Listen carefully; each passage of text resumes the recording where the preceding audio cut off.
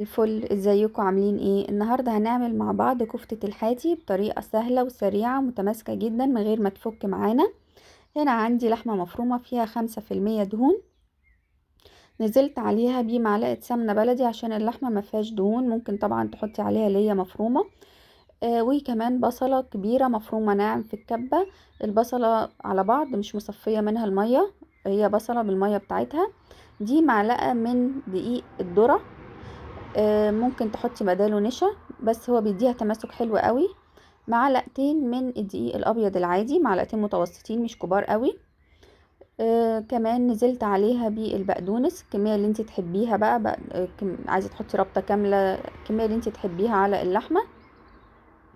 وكمان البهارات بقى بتاعتي النهارده انا حاطه عليها قرفه، جنزبيل، كبيبه صيني، رشة من الحبهان المطحون، ورشة من القرنفل المطحون. طبعا الملح والفلفل بتاعنا حسب الملح بقى، حسب الكمية اللي انت تحبيها، والفلفل الاسود. وكمان معلقة صغيرة من البيكنج باودر.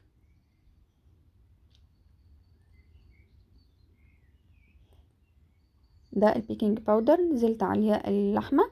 هنبدأ بقى نعجنها كويس قوي لغاية لما تحسي ان اللحمة عملت معاكي زي خيوط كده، فتلت معاكي فيها اللحمة كلها تجانست مع بعض وعملت معاكي كده اللحمة زي خيوط او مفتلة كده معاكي.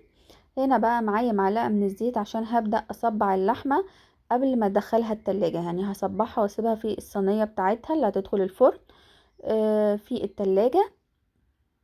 انا صبعتها عادي جدا من غير عيدان شيش طاووق ولا معلقة، او يعني صبعتها على ايدي بس ما استخدمتش اي حاجة.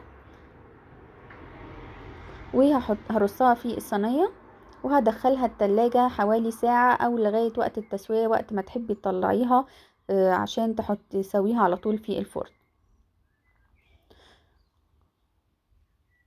هنا انا كنت خلصت الكمية بقى كلها ودخلتها التلاجة، هترتاح ساعة بس وتطلع على الفرن، بتكون متماسكة وباردة كده، بتكون حلوة قوي قوي، بيحافظ على التماسك بتاعها. دخلتها الفرن على درجة حرارة 200، بتاخد بالظبط تلت ساعة.